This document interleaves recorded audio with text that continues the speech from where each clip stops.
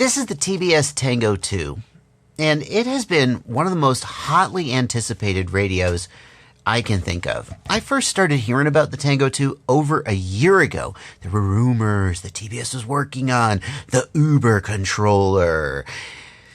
And I can see why people were so excited, because the TBS Tango 1 was different from every controller that we've seen before. It has a different form factor. It's wider. It has a built-in screen. It has a built-in 5 gigahertz video receiver. It had Crossfire, of course, 900 megahertz control. TBS just is doing things that no one else is doing.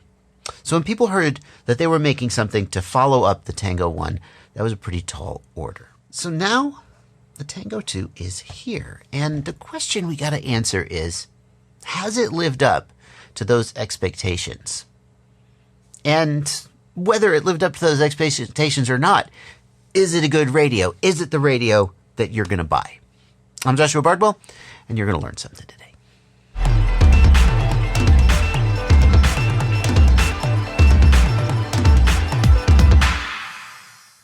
When I first saw the TBS Tango 2, I was surprised because I got to tell you, I never liked the TBS Tango 1. And how you feel about the Tango 2 is going to have a lot to do with how you felt about the Tango 1. Because if you loved the Tango 1, you're going to be a little bit disappointed in the Tango 2. I've seen people saying, this isn't a Tango 2, it's just another radio. Because they expected to have a similar form factor to the Tango 1. They expected to have a built-in video receiver and so forth. And that's not what they got. But personally, I hated the Tango 1. It was wide. It never felt right. Why do you have a built-in video transmitter when you're just going to be wearing goggles anyway? I was never that impressed with it. And when I saw the differences between the Tango 2 and the Tango 1, I was really thrilled. If you want to really evaluate the Tango 2, I think you kind of got to forget the Tango 1 existed. Because the Tango 2 is not the spiritual successor to the Tango 1 that the people who really loved the Tango 1 were hoping it would be. But it is a really, really freaking good radio. And I'm going to tell you the reasons why I think it's a really good freaking radio. But then I'm also going to tell you one reason why, despite how good it is the wrong radio for some people. And the first place I want to start with how good this radio is the ergonomics. I hate gamepad style radio. Mostly the X-Lite is what I'm thinking of. I really do not like the ergonomics of the X-Lite, and I was 100% prepared to dislike the ergonomics of the Tango 2, especially because I don't thumb. These kind of radios tend to be pretty good for people who thumb, because you kind of grip the radio with your hands like this, and you use your thumbs and it's all good. But they got this one exactly right. And this is hard to convey because you're not holding it in your hands.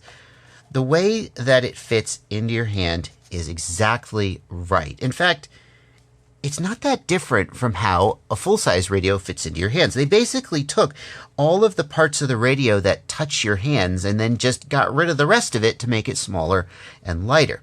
And this radio works with thumbs, I assume. I don't fly thumbs, I fly pinch, and that's where these radios really fall apart, usually. But even like what I normally would do is I would have these fingers up here for these buttons, right? And I would be pinching like this, and this is just how my fingers rest. And I have tested this. My test for a new controller is to use it on the simulator for like an hour. Because in the simulator, you just never have to stop. And normally, my hands will just, after an hour on the simulator, even with my normal T16 controller, my hands are starting to feel it. But this was comfortable to use for just as long as I wanted to use it. I didn't have any problem getting the sticks to full travel. Didn't have any real issues. It just was, it's one of the most comfortable transmitters that I've used. Now, speaking of the gimbals, I'm so shocked to hear myself saying this, because I always say I'm not a gimbal snob. I always say I'm not the guy to talk about if you want somebody to tell you, ooh, this gimbal is so buttery, whatever. But these are really good gimbals. And if I can tell, that means they're really good freaking gimbals. One thing about them that I really like is that there is tension And I usually like my gimbals looser, a little bit on the looser side. So this is more tension than I would usually want from a gimbal, but it doesn't feel over tight, and it doesn't feel like the tension builds at the end. So normally as you deflect, the tension will kind of build so that towards the outer 2/3 or 1/3, there's more tension than you'd really prefer. And the tension feels really linear throughout the entire stick movement. The other thing is that the centering is just dead on. Like there's just no slop in the centering at all.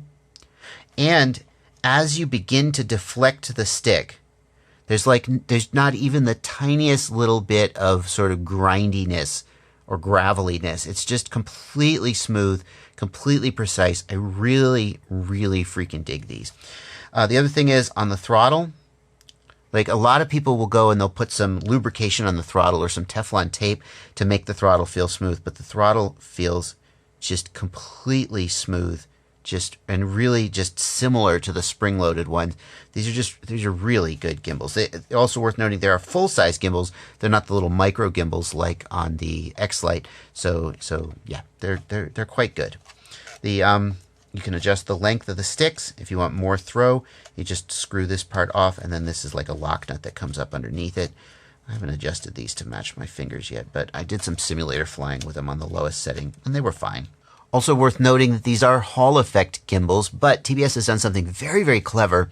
I'm not going to open the radio up and show you, but they've put the Hall effect sensor on the main board so that if the gimbal wears out and you have to change the gimbal itself has no electronics in it, and the gimbal simply lifts off of the main board and you just throw it away and replace it. So the gimbals for this should be easy to replace with no soldering and no plugs or anything, and they should be less expensive because they don't have any electronics on them, presumably. And the ergonomics are not perfect. For example, if you need to move one of these switches while you're flying, I feel like, especially if you're pinching, you kind of gotta get up there and shuffle your hand a little bit, kind of grip it with your pinky. I mean, I'm exaggerating a little bit. If I really wanted to do this, it's very comfortable to do it with the index fingers because you've got these two fingers gripping the radio on the back and the third finger, so it's very easy. But if you're pinching, having to do it with your middle finger is a little bit less comfortable, and I feel like you lose some control on the sticks when you're trying to do that. It's only tiny momentary difference, but it is there. The switches on the Tango 2 are different from the switches on basically every other transmitter out there.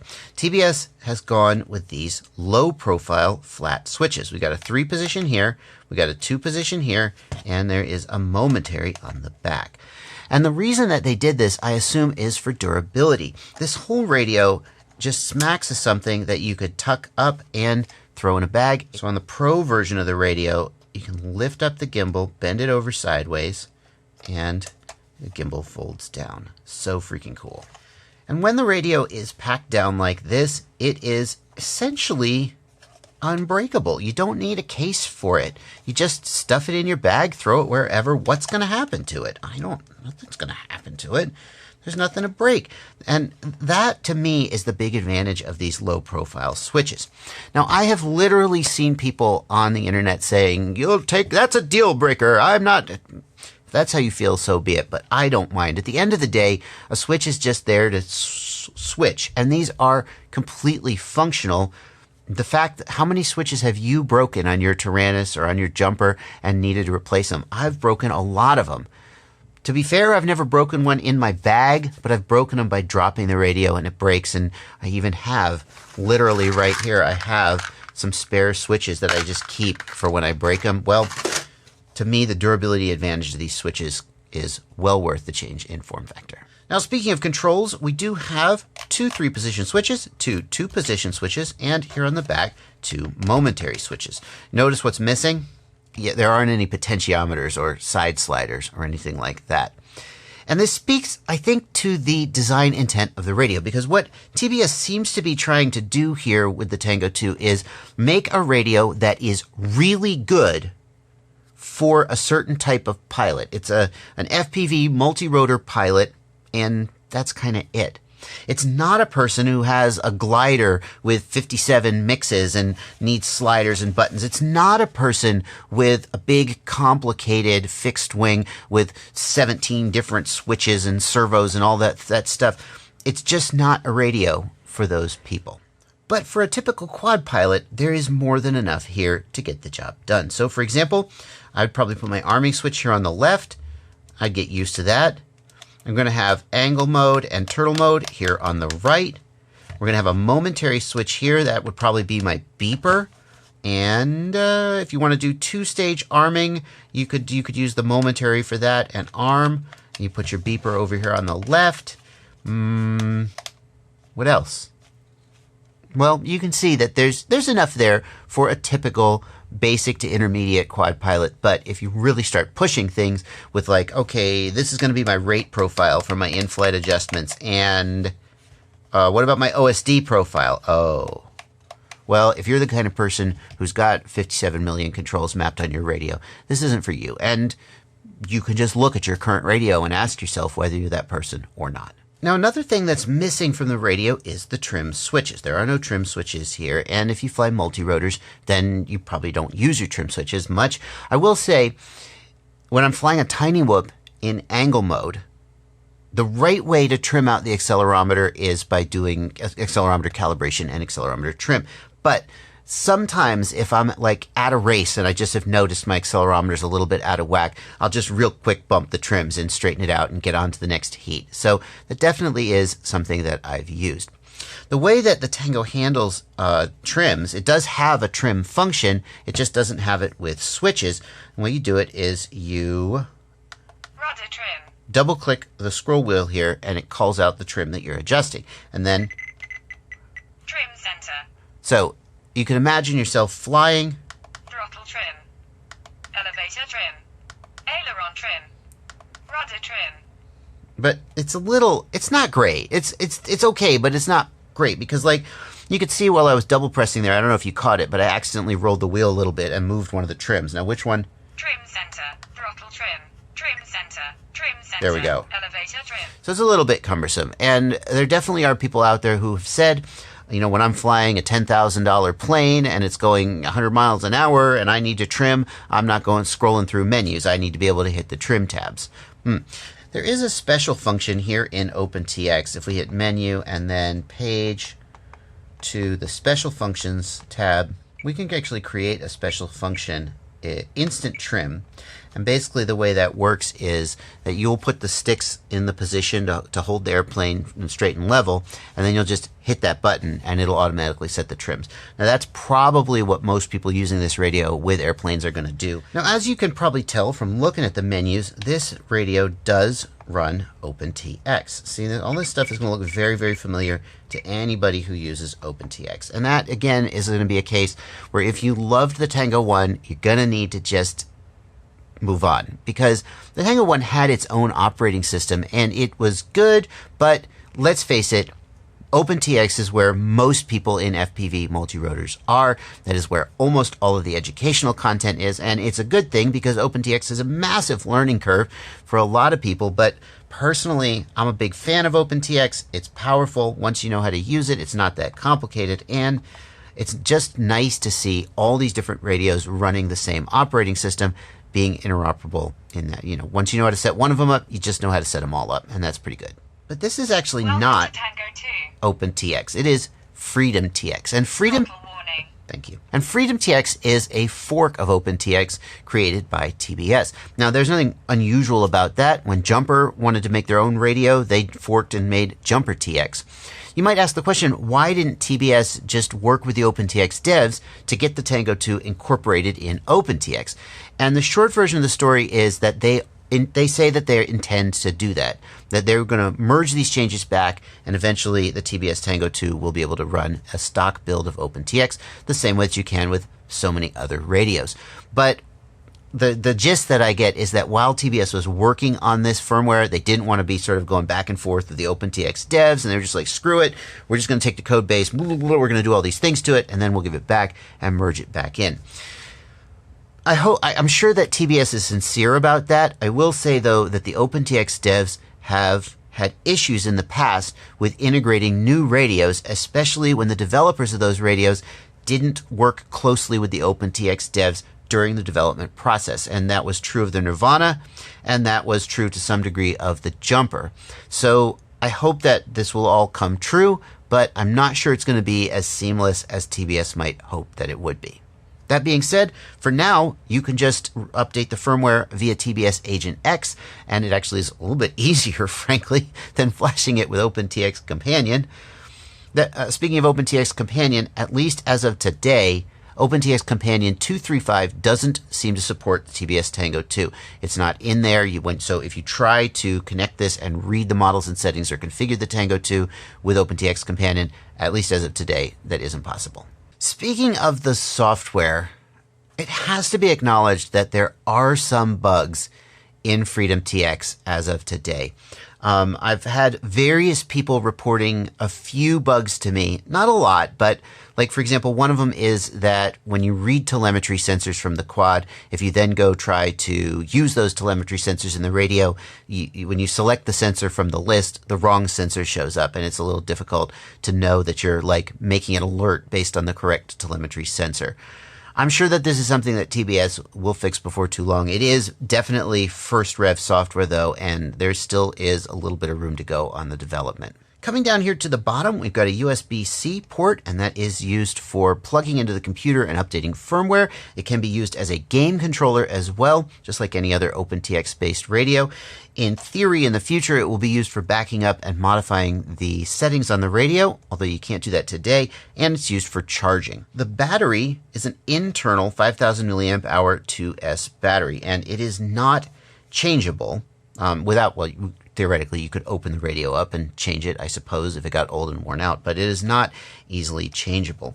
Now, one of the questions people ask is, well, what if I run the battery dry and I need to change my battery? Well, you could always just plug into a USB power bank and run it off a USB-C if that's what you really needed to do, but there is no field serviceable way to change the battery. However, obviously, it depends on how much output power you're using as to how long the battery will last. But the numbers I've heard have been like 8 hours of, it doesn't run down. You could just use it all day under most conditions, and it just doesn't run down. So I don't think it's really an issue. And that brings us to what might be the most exciting feature of the Tango 2, but also is going to be the feature that is going to run off probably the largest number of people. And that is the built-in Crossfire module. So this has a built-in Crossfire micro module, and it's actually pretty cool. If you just press the menu key, the very first menu that pops up is the Crossfire menu. It's built in, no more diddly running a Lua script. It's just right there, and it just freaking works, and that's pretty freaking excited. It goes up to 250 milliwatts, like the micro module does, and to me, that's fine. Right? I run a micro module, 250 milliwatts. I have never, one time I've fail-safed it, and that was on a quad where I just wasn't even thinking about the antenna. The antenna was beta. I don't even think about these things because even at 250 milliwatts, I basically never fail-safe it. But if you're doing really long-range stuff and you know that you run a Crossfire at 1 watt or 2 watts, if you run it 2 watts because you just want to keep that 150 hertz high refresh rate, low latency mode as long as possible, well, this radio isn't able to do that. And there's been some conjecture as to why they didn't put the larger module in. Some people have wondered whether it has to do with FCC certification. Like it was easier to, anyway, I don't know the answer to that. If you do want more output power, there is a video from Liveu FPV. He posted way back when, the very first mod where you could update your micro module from 100 milliwatts to 250 milliwatts. He posted that mod, and he's got a mod out that if you are very, very good at soldering, you can mod the Tango 2 to do 500 milliwatts. But 250 or maybe 500 milliwatts is the most you're going to get out of this, and that's going to have to be enough for you. If you need more, this isn't the radio for you. But the real reason that Crossfire is going to drive away some people from this radio is that Crossfire is the only protocol that this radio supports. There isn't any module bay in the back for you to stick in a multi-protocol module or a FreeSky module. It cannot bind to anything except Crossfire. And if you are one of the people who has just committed whole hog to Crossfire, then good, that's fine. You don't find that to be very convenient. But a lot of people haven't done that. A lot of people still fly 2.4 gig bind and flies, whether that's a 5-inch bind and fly or, more importantly, micros. And micros are the place where this radio is really going to suffer. Because a lot of micros, especially down at the tiny whoop size, they come with built-in FreeSky Spectrum FlySky receivers, but they don't come with built-in Crossfire receivers. And you can put a Crossfire Nano receiver onto a tiny whoop, but that extra 2 grams of weight, maybe 3 grams, however much it weighs, I don't know. But when you've got a whole quadcopter that weighs 20 grams, adding 2 grams of weight to put a Crossfire Nano receiver on it does affect handling. And the real tiny whoop purists just absolutely find that inconceivable that anybody would do that. Now, the best solution, I think, the best solution would be for TBS to give us a radio that has the ability to use a multi-protocol module. And they could have done it. Multi-protocol support is built in to OpenTX. It would have been relatively easy for them to include that in this build of Freedom TX. In fact, perhaps someday someone will cobble that together and make it possible for you to mod this radio to have a multi-protocol module in the back. But as of today, if you buy this radio, you cannot bind to any 2.4 gigahertz receiver. And that basically locks out a lot of bind and flies, a lot of tiny whoops, or just people with larger quads that they haven't put Crossfire receivers in yet. And that, to me, is going to be a deal breaker for a lot of people. And in fact, when I first saw this radio, I held it in my hands. I was like, holy crap, this thing feels good. And I was like, the gimbals feel good. I was like, wow, I can fold it up. I can stick it in my bag. It's not going to take a ton of room in my bag. It's not going to break. I really thought this could be my daily driver. I'm not kidding. And I know I just switched the Jumper T16 as my daily driver, and some people would be. But I was like, the thing about the Jumper T16 is it's a very good radio, but it's big. And it definitely takes up a lot of space. If I could get some of that space back, I would consider switching to a radio like this. But without 2.4 gigahertz, it just can't be my daily driver. So that is the TBS Tango 2. This is a very, very good radio. TBS has done, it's really easy to overlook the accomplishment that TBS has made with this radio. The ergonomics alone are a triumph. And I say that as someone who, I'm often the ergonomics are okay, but look at the big screen on my radio. The ergonomics on this guy are a triumph. The durability, the usability, the size, the weight, putting Crossfire in there, it is a great freaking radio. But it is not a radio for everybody. And I said this earlier in the review. The design intent of this radio seems to be that if you are a middle-of-the-road FPV pilot who wants to commit to Crossfire, this is a fantastic radio for you. But if you don't fit that mold, there's going to potentially be something about this radio that is a deal breaker. Whether it's the 2.4 gigahertz, whether it's not only having 250 milliwatts of output power, whether it's the lack of the freaking trim switches. There are a lot of people for whom there's going to be a deal breaker about this radio, and it's not going to be the right one for them. But if it is the right radio for you, yes, there are affiliate links down in the video description, and I get a small commission if you click those links, and it helps, make it possible for me to keep doing this on a day-to-day basis. I hope you thought this was a really good review, because it was a late review because I didn't get a review unit early, so I had to wait for it to come in the mail. I'm not complaining. I'm just telling you why it took me 2 weeks to get this freaking review out. But I hope that you thought it was a good one, and if you do, then one way to sort of support me and thank me for that is by using those affiliate links. This is the Pro version of the radio. Costs about $200. The only thing the Pro version has that the standard version doesn't is these foldable gimbals. This is like a $40 upgrade, and I know that some people are going to think that's ridiculous, but actually this is mechanic. To have it not have any slop in it, and I don't know, they say it's, anyway, the standard version of this radio is like $150, and that's a freaking, that's a great price. It really puts it competitive with things like, compare it to the Jumper T16. Jumper T16 is $160, Much better build quality on this, but of course the Jumper T16 can do 2.4 gigahertz. So anyway, you decide. That's going to do it for this video. Thank you for watching, and happy flying.